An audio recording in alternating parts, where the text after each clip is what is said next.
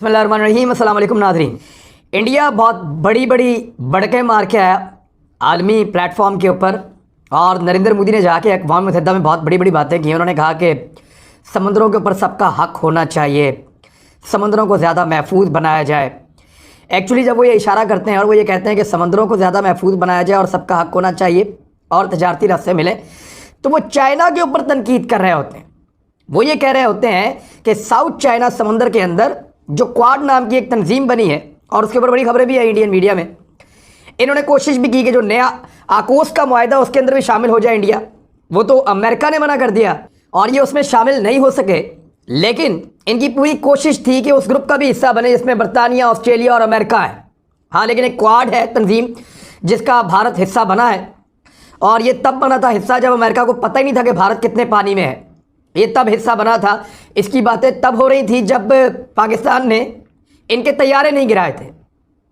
ये तब की बात है जब चाइना ने एक रात में इनके 20 फौजियों को चपेड़े और ठुड्डे मार मार के कत्लेआम नहीं कर दिया था। तब इंडिया की गुड्डी चढ़ी हुई थी, ऐसा लगता था कि बड़ी प्रोफेशनल फ़ौज है, बड़े तगड़े लोग हैं, इनको साथ मिला। उसके बाद कोई ज़्यादा घास नहीं डाली मगरबी ममालिक ने इंडिया को, लेकिन मोदी बड़ी बड़ी बातें करके आए हैं और समुद्री रास्तों के ऊपर अपना तसल्लुत रखने की बात करके आए हैं कि वो रास्ते सबके लिए होने चाहिए। चाइना ये कहता है कि हम अपना रास्ता देते हैं, आप भी हमें अपना रास्ता दीजिए। हम आपको इन मंडियों में आने देते हैं, आप हमें उन मंडियों में आने दीजिए। लेकिन मगरबी ममालिक ये नहीं मानते, वो चाइना को रोकना चाहते हैं और ये तवक्को करते हैं कि चाइना हमें कभी ना रोके। ये है फड्डा साउथ चाइना सी में। दूसरा, भारतीय वज़ीर-ए-आज़म अफ़गानिस्तान की बात कर रहा है, अफ़गान सरजमीन की बात कर रहा है, लेकिन अपनी सरजमीन के बारे में कुछ पता नहीं है और उसके बारे में बात नहीं कर रहा। यानी चीन ने भारत को ये डींगे मारने की सज़ा क्या दी है वो मैं आपको बताता हूँ। खबर कुछ ऐसे है कि चीनी फ़ौज एक बार फिर भारतीय हुदूद में दाखिल हो गई। उन्होंने भारतीय हुदूद के अंदर दाखिल होकर वहाँ पर कार्रवाई की, लेकिन मोदी हुकूमत डर के मारे खामोश है। ये द इकोनॉमिक टाइम्स का दावा है और इसकी तरदीद भारत से नहीं आ रही, आएगी भी नहीं। इस खबर की तफसील कुछ ऐसे है कि सिक्योरिटी एस्टेब्लिशमेंट के अंदरूनी ज़राए के मुताबिक पीपल्स लिबरेशन आर्मी के 100 से ज़्यादा फौजियों ने हाल ही में भारतीय शहर उत्तराखंड के बारहोती सेक्टर से सरहद अबूर की और कुछ इंफ्रास्ट्रक्चर को तबाह कर दिया। एक पुल को भी बुरी तरह नुकसान पहुँचाया। ये वाक़या हाल ही में हुआ है और किसी ने इसके ऊपर जानबूझकर ध्यान नहीं दिया, क्योंकि पीएलए के दस्ते इंडियन आर्मी के आने से पहले अपनी कार्रवाई मुकम्मल करके वापस जा चुके थे। यानी इंडियन फौजी तब तक पहुंचे ही नहीं जब तक चाइनीज़ अपना काम कर रहे थे। ऐसा लगता है कि जानबूझकर उनका सामना करने से कतराते हैं। मैं आपको खबर दे देता हूं कि इसमें ये आए क्यों चाइनीज़, इन्होंने क्या तबाह किया और मकसद क्या था। यहाँ भारत कुछ इंफ्रास्ट्रक्चर बना रहा था, कुछ ऐसी चीज़ें जो नुकसान पहुंचा सकती हैं चाइना को किसी भी लड़ाई की सूरत में। लिहाजा चाइना उन चीज़ों को हटाना चाहता था और चाइना ने 100 से ज़्यादा फौजी 55 घोड़ों के ऊपर, यानी 55 घोड़े थे, बहुत सारे पैदल फौजी थे, ये 5 किलोमीटर से ज़्यादा भारतीय सरहद के अंदर दाखिल हुए। और पीएलए की इस कार्रवाई में सरहदी कशीदगी के साथ साथ नई दिल्ली की तशवीश में भी काफ़ी इजाफा कर दिया है। यानी नई दिल्ली को यह खबर लेकर काफ़ी खौफ महसूस हो रहा है, वो इसके ऊपर तहफ़्फ़ुज़ात का इजहार कर रहे हैं और बहुत तशवीश है। लेकिन भारतीय फ़ौज कुछ करने के मूड में नहीं है। ऐसा नहीं लगता कि भारतीय फ़ौज चीन की फ़ौज को चैलेंज करे या चैलेंज करने का सोचे भी, क्योंकि हाल ही में उनको पाकिस्तान से मार पड़ी है, उसके बाद उनको चीन से मार पड़ी है, और फिर आलमी सतह के ऊपर जो उनका सबसे बड़ा सपोर्टर यहाँ बैठा हुआ था अफ़गानिस्तान में, अमेरिका, वो भी इस इलाके को खाली करके चला गया है। लिहाजा मोराल उतना बुलंद नहीं है भारतीय फ़ौजियों का जो माजी में हुआ करता था।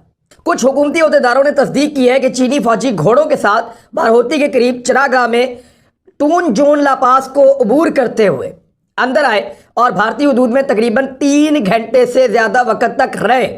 ज़राए ने बताया कि मकामी लोगों ने इसकी इतला फ़ौज को दी, लेकिन फ़ौज आई नहीं और फ़ौज की टीमें तब पहुंची जब चीनी फौजी या उनकी फोर्सेस अपनी कार्रवाई मुकम्मल करके वापस जा चुके थे। यानी ये तो भारत की फ़ौज है जो सामने नहीं करना चाहते चाइनीज़ फौजियों का। एक दौर था जब वो चाइनीज़ को दबाते थे, उन्हें कमज़ोर समझते थे, उनके साथ जंग भी लड़ते थे, लेकिन आज चीन माशी तौर पे और फ़ौजी लिहाज से एक बहुत ताकतवर मुल्क बन चुका है اس کے بعد طاقت بھی زیادہ ہے، ٹیکنالوجی بھی زیادہ ہے، وسائل بھی زیادہ ہیں، اور وہ ایک لمبی جنگ لڑ بھی سکتا ہے۔ لہذا بھارت اس کو چیلنج نہیں کرتا، چاہے وہ گالون سیکٹر میں آئے، چاہے وہ پینگونگ لیک کے علاقے میں آئے، چاہے وہ فنگرز کے ایریا میں آئے۔ چائنا جہاں سے چاہتا ہے، جب چاہتا ہے، وہ بھارت کو چیلنج کرتا ہے، جب چاہتا ہے بھارت کے راستے بلاک کرتا ہے، جب چاہتا ہے بھارتی فوجیوں کو پھینٹی لگاتا ہے، اور پھر اس کی ویڈیو بھی وائرل کرتا ہے۔ وہ کک آف دا سینچری آپ کو یاد ہوگی، جو چائنیز فوجی نے بھارتی فوجی کو ایک رسید کی تھی اور وہ الٹ کے گرا تھا۔ تو اس طرح کے بہت سارے مناظر ہیں۔ اب بھارتی فوجی چائنیز فوج کا سامنا کرنے سے کتراتے ہیں، اور ان کا وزیر اعظم نریندر مودی پوری دنیا میں ایسی گفتگو کرتا ہے جیسے کہ وہ سپر پاور ہے۔ بھارتی وزارت داخلہ کے کچھ عہدیدار ہیں، ان سے رابطہ کیا گیا تو ایک عہدیدار نے یہ کہا، اکنامک ٹائمز نے رپورٹ کیا ہے کہ LAC کے بارے میں ہندوستانی اور چینی خیالات مختلف ہیں، جس کی وجہ سے خطے میں بار بار دراندازی ہوتی ہے۔ ان کا کہنا تھا کہ اب مرکزی سیکٹر میں اضافی دستے تعینات کیے جا رہے ہیں۔ بات یہ ہے کہ انڈیا پھر گونگلوؤں سے مٹی جھاڑتا ہے، وہ اپنی شکست کو کیسے چھپاتا ہے؟ انڈیا یہ کہتا ہے کہ جناب یہاں پہ تو کوئی بارڈر ہے ہی نہیں، ہمیں تو پتہ ہی نہیں ہے کہ ایکچوئل وہ لائن کیا ہے، لائن آف جو ایکچوئل کنٹرول ہے وہ کدھر ہے اور کہاں سے آگے ہماری حد ہے۔ تو اس لیے یہ غلط فہمی ہو جاتی ہے۔ وہ 5 کلومیٹر تک غلط فہمیاں نہیں ہوتی، 8 10 کلومیٹر تک غلط فہمیاں نہیں ہوتی۔ چائنیز فوج جب دل کرتا ہے انڈیا کے اندر گھس جاتی ہے۔ انڈین فوجی ریٹائر جو ہیں وہ تجزیہ کر کر کے تھک گئے ہیں۔ انڈین میڈیا کے جو نیوٹرل لوگ ہیں وہ بتا کے تھک گئے ہیں کہ چائنیز روز آتے ہیں، مار کے جاتے ہیں، جو دل کرتا ہے اٹھا کے لے جاتے ہیں، جس کا دل کرتا ہے انفراسٹرکچر تباہ کر دیتے ہیں۔ تو اس کے بدلے میں بھارتی فوج کیا کرتی ہے؟ بھارتی فوج صرف وہاں پہ بینرز لے کے کھڑی ہوتی ہے اور اس پہ لکھا ہوتا ہے کہ چائنیز پلیز آپ واپس چلے جائیں، آپ یہاں پہ نہ آئیں۔ یہ بزدلی ہے اور کمزوری ہے اس بھارتی فوج کی جو پاکستان کے خلاف صرف ڈینگے مارنا جانتے ہیں۔ اور چائنا نے بھارت کو چیلنج بھی یہ اس موقع پر کیا ہے جب بھارت بہت زیادہ کھلکھلا کر اور بہت زیادہ بڑھ چڑھ کر امریکہ کے ساتھ پینگے چڑھا رہا ہے۔ ان کا وزیر اعظم نریندر مودی بھی امریکہ پہنچا ہے، اور پھر وہ اس قسم کے بیانات بھی داغ رہے ہیں، اور لگاتار عالمی قوتوں کے ساتھ مل کر چین اور پاکستان کے خلاف سازشیں بھی کر رہے ہیں، سی پیک کے ساتھ بھی نہیں جڑتے، اور افغانستان کے اندر بھی امن کے مخالف ہیں۔ اس وقت چائنیز فوج نے بھارت کو یہ مزہ چکھایا ہے کہ تم سمندروں کی بات کرتے ہو، ہم پہاڑوں پہ کھڑے ہیں اور تمہاری زمین کے اندر آ رہے ہیں، روک سکتے ہو تو روک لو۔ اب ساتھ ہی ساتھ بھارت کا جو ایک بہت قریبی ساتھی ہے، یعنی اس خطے کے اندر اگر قریب ترین ملکوں میں دیکھیں تو جو ملک بھارت کو سب سے زیادہ پسند کرتا ہے وہ اسرائیل ہے۔ اسرائیلی وہ ملک ہے جب پاکستان کے اوپر بھارت نے حملے کا پلان کیا فروری 2019 میں، تو جو ان کے کمانڈ روم میں فوجی موجود تھے وہاں پہ اسرائیلی ان کو سپورٹ کر رہے تھے مبینہ طور پہ۔ یہ چیزیں رپورٹ ہوئی ہیں پاکستان میں بہت زیادہ، اخبارات میں لکھا بھی گیا ہے کہ اسرائیلی سپورٹ کر رہے تھے بھارتیوں کو کہ وہ پاکستان کے اوپر اٹیک کریں۔ جب پاکستان ایٹامک ایکسپلوژنز کر رہا تھا 98 میں، اس وقت بھی اسرائیلی ایئر فورس متحرک تھی اور یہ پتہ چلا تھا کہ ہمارے اوپر اٹیک ہو سکتا ہے، لیکن پھر پاکستان نے فوراً اپنی ایئر فورس کو متحرک کیا۔ یہ انفارمیشن پاکستان کو سعودی عرب سے ملی تھی، لہذا اس وقت بھی اسرائیل بھارت کے ساتھ کھڑا تھا۔ بھارت ہمیشہ اسرائیل کے ساتھ کھڑا ہوتا ہے، لیکن اسرائیلی اخبار ہے ہیرٹس، اس میں ایک بھارت کے حوالے سے خبر چھپی ہے، ذرا اس کو آپ سنیے۔ یہ اسرائیل کہہ رہا ہے جو غزہ میں مسلمانوں کا سب سے بڑا دشمن ہے، جو مسلمانوں کا ایک بہت بڑا قتل عام ہوتا ہے غزہ کے اندر جب بمباری ہوتی ہے، پوری دنیا اس کی مذمت کرتی ہے، یونائٹڈ نیشنز، باقی ملک بھی کہتے ہیں، امریکہ بھی اس کی مذمت کرتا ہے، پوری دنیا کہتی ہے کہ وہاں پہ زیادتی ہوتی ہے، طاقت کا کوئی مقابلہ نہیں ہے۔ جو غزہ کے رہنے والے مسلمان ہیں اور جو اسرائیل کے رہنے والے لوگ ہیں ان کی طاقت کا کوئی موازنہ نہیں ہے۔ تو وہ بچوں کی کلنگز بھی ہو جاتی ہیں، اسپتال، سکول، بہت ساری اس طرح کی کہانیاں ہیں وہاں پہ جو بہت دل خراش ہیں، بہت تکلیف دیتی ہیں۔ تو اسرائیل کا اخبار بھارت کے بارے میں کیا لکھ رہا ہے، ہیرٹس، اس کے اندر یہ خبر چھپی ہے، وہ یہ لکھتے ہیں کہ ہندو انتہا پسندی مسلمانوں کے لیے اس وقت سب سے بڑا خطرہ ہے۔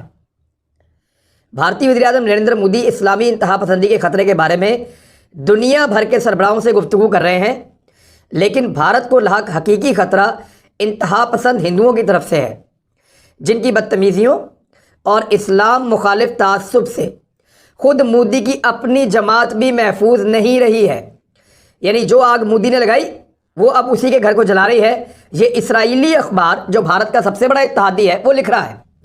اسرائیلی اخبار لکھتا ہے کہ ایک ہفتہ قبل شنگھائی تعاون تنظیم کے 9 رکنی اجلاس سے خطاب میں نریندر مودی نے افغانستان میں طالبان کے برسر اقتدار آنے اور اسلامی انتہا پسندی بڑھنے کے خطرے پر اپنے تحفظات کا اظہار کیا تھا۔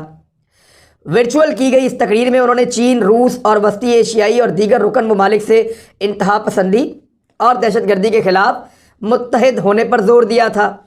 اپنی تقریر میں بھارت کے انتہا پسند وزیر اعظم کا کہنا تھا، یہ اسرائیلی اخبار لکھ رہا ہے، ہم نہیں کہہ رہے، کہ مذہبی انتہا پسندی تاریخی طور پر وسطی ایشیائی ممالک کی ترقی کی راہ میں رکاوٹ رہی ہے، لیکن اس بارے میں بین الاقوامی سیکیورٹی تجزیہ کاروں کا کہنا ہے کہ اس وقت کی تاریخ میں بھارتی مسلمان دنیا بھر میں ہونے والی جہادی تحریکوں سے دور رہے ہیں، یعنی بھارتی مسلمان جہادی تحریکوں کے ساتھ نہیں جڑے۔ بھارتی مسلمانوں نے نہ ہی 80 کے عشرے میں ہونے والی سوویت جنگ میں مجاہدین کا ساتھ دیا اور نہ ہی طالبان کی امارات میں ان کا کوئی کردار رہا۔ 2 ارب کی آبادی رکھنے والے ملک سے داعش میں شامل ہونے والے بھارتیوں کی تعداد بمشکل 100 کے قریب ہے، اور خلافت کے 40,000 غیر ملکی جنگجوؤں میں یہ شرح 1% سے بھی کم ہے۔ مودی کے بیان کے تناظر میں دیکھا جائے تو بھارت میں حقیقت مودی کے بیان کے برعکس ہے۔ ہندو انتہا پسند جماعت بی جے پی سے تعلق رکھنے والے نریندر مودی مسلمانوں کو اپنی انتخابی مہم میں مہرے کے طور پر استعمال کرتے ہیں۔ حقیقت تو یہ ہے کہ بھارت میں اکثریت ہندو کی دہشت گردی اور انتہا پسندی اقلیتوں کے لیے سب سے بڑا خطرہ ہے۔ بڑی لمبی ڈیٹیل ہے جو ساری دی ہوئی ہے، اسرائیلی اخبار نے مودی کو چترول کی ہے ٹکا کے، اور یہ بنتی بھی تھی۔ تو اب ان کے اپنے اتحادی، ان کے اپنے قریبی ان کو فاشسٹ کہہ رہے ہیں، اور یہ کیوں ہو رہا ہے؟ غور کریں۔ عمران خان نے ایک چال چلی تھی، شاید آپ کو یاد ہو، انہوں نے کہا تھا کہ مودی RSS نازیوں کی طرح ہے۔ اسرائیلی اس بات کو بہت سمجھتے ہیں، اور ان کو اس بات کی بڑی تکلیف ہے آج تک کہ جرمن نازیوں نے ان کو بہت بڑی تعداد میں مارا تھا، اور آج تک وہ اس دن کو جو ہے وہ یاد کرتے ہیں، اس کے اوپر جو ہے وہ مذمت کرتے ہیں آج تک۔ تو عمران خان نے بڑی ہوشیاری سے اس کو سٹڈی کرتے ہوئے RSS کو، بی جے پی کو، مودی کو نازیوں کے ساتھ جوڑ دیا، اور اب اسرائیلیوں کو بھی وہ بات سمجھ آ رہی ہے کہ ایگزیکٹلی ایسے ہی یہودیوں کو مار پڑتی تھی وہاں پہ جرمنی میں ماضی میں، جیسے یہاں پہ مار پڑ رہی ہے مسلمانوں کو انڈیا میں، وہ بھی مذہب کو نشانہ لے کے مارتے تھے، یہ بھی ویسے ہی مارتے ہیں۔ حالانکہ اسرائیل اور فلسطین کا معاملہ ایک الگ ہے، لیکن اس معاملے میں آپ دیکھیں کہ اس نقطے نے کیسا کام کیا ہے کہ اسرائیلی گلے پڑ گئے انڈیا کے، اور یہ رفتہ رفتہ چیزیں بڑھیں گی، آپ دیکھتے جائیے۔ دوسری جانب امریکہ کے وائٹ ہاؤس میں اور ان کی فوج کے اندر یعنی پینٹاگون کے اندر اختلافات بہت زیادہ بڑھ گئے ہیں۔ یہ خبر ہم نے آپ کو لگ بھگ 1 مہینے سے پہلے دے دی تھی، جب انخلا امریکنز کر رہے تھے، اس وقت ہم نے آپ کو بتا دیا تھا کہ یہ اب اونٹ کس کروٹ بیٹھنے والا ہے، اور وائٹ ہاؤس اور پینٹاگون میں لڑائی بڑھ جائے گی۔ میڈیا رپورٹس کے مطابق کانگریس کے سامنے گواہی میں امریکی جنرل نے کہا کہ انہوں نے 2500 امریکی فوجی افغانستان میں رکھنے کی تجویز دی تھی، جبکہ صدر بائیڈن کا کہنا ہے کہ سینئر ایڈوائزر نے ایسی کوئی تجویز دی نہیں تھی۔ فوجی کہہ رہے ہیں ہم ایڈوائز کر رہے تھے کہ جناب وہاں پہ فوجی رکھو، ابھی افغانستان میں انخلا مکمل نہ کرو۔ جو بائیڈن نے کہا جی مجھے تو ایسی کوئی تجویز دی نہیں گئی، دونوں کا اختلاف ہو گیا۔ میڈیا رپورٹس کے مطابق امریکی صدر جو بائیڈن کا کہنا تھا مجھے یاد نہیں کہ کسی ایڈوائزر نے مکمل فوجی انخلا کے خلاف مجھے خبردار کیا ہو۔ ریپبلکن سینیٹر جوش ہالے نے سینٹ کمیٹی میں کہا کہ صدر بائیڈن نے امریکی عوام سے جھوٹ بولا، صدر بائیڈن نے فوجی اندازوں سے متعلق غلط بیانی کی۔ اس حوالے سے وائٹ ہاؤس کا کہنا ہے کہ صدر کو افغانستان سے متعلق منقسم رائے ملی تھی، یعنی انہوں نے کہا جی کہ بعد میں وہ بھاگ گئے اس سے بھی، جب یہ ایلیگیشن آیا کہ فوج نے آپ کو کہا تھا کہ بندے نہ نکالنا وہاں سے افغانستان سے، ڈیزاسٹر ہو جائے گا، چیزوں کو پہلے مینیج کریں اور کم سے کم 2500 فوجی وہاں پہ آپ رکھیں۔ تو اس پہ جو بائیڈن نے پہلے تو کہا کہ مجھے کسی نے کہا ہی نہیں، لیکن جب اس کے اوپر اٹیک ہوا تو اس نے کہا جی مجھے مختلف رائے دی گئی تھی، منقسم رائے، یعنی کوئی کہہ رہا تھا رکھ لیں، کوئی کہہ رہا تھا نکال لیں، کوئی کچھ کہہ رہا تھا، کوئی کچھ کہہ رہا تھا۔ تو پھر جو بائیڈن کے سامنے بہت سارے آپشن رکھے گئے تھے، اور یہ ترجمان جو وائٹ ہاؤس جین ساکی، انہوں نے کہا کہ تجاویز سے قطع نظر فوجی انخلا صدر بائیڈن کا اپنا فیصلہ تھا، بالآخر فیصلہ کمانڈر ان چیف کا ہوتا ہے، وہ قوم کے مفاد میں فیصلہ کرتے ہیں۔ صدر نے فیصلہ کیا کہ 20 سال کی جنگ ختم کرنے کا وقت آن پہنچا ہے، ڈیڈ لائن کے بعد بھی اگر فوجی افغانستان میں رہتے تو اس کا مطلب طالبان سے امریکہ کی ایک اور جنگ ہوتا۔ اب بات یہ ہے کہ جو جنگ امریکہ خود بھاگ گیا اور طالبان کے ساتھ نہیں لڑنا چاہتا، पीछे वो क्या चाह रहे हैं कि पाकिस्तान उनके लिए ये जंग लड़े, पाबंदियों की धमकियां देकर पाकिस्तान को डरा धमका के उस जंग में धकेलना चाह रहे हैं जिससे अमेरिका ने अपनी नस्लों को बचाया। और अपनी नस्लों को तो वो 7 समंदर पार रहते हैं, वहां तक तो तालिबान के पास कोई ऐसे हथियार भी नहीं है या ऐसे तैयारे भी नहीं है कि वहां पहुंच के जाके जंग करे अमेरिका के अंदर।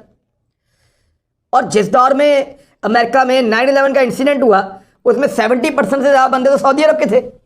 सऊदी अरब पे तो कर भी नहीं सकते, वैसे सारे मुसलमान इनको पड़ जाएंगे। लेकिन मामला ये है कि अमेरिका वो जंग जो खुद नहीं लड़ सका पाकिस्तान से क्यों लड़वाना चाहता है। तो पाकिस्तान का इस वक्त मफाद ये है कि वो जंग ना लड़ी जाए। पेंटागन और व्हाइट हाउस थोड़ा अरसा लड़ेंगे, आहिस्ता आहिस्ता इनके जख्म भर जाएंगे और फिर एक नई दुनिया एक नई तरीके से आगे बढ़ेगी। नज़र रखेंगे, आपको भी बताएंगे। अब तक के लिए इतने, अपना ख्याल रखिएगा, अपने इस चैनल का भी। अल्लाह हाफ़िज़।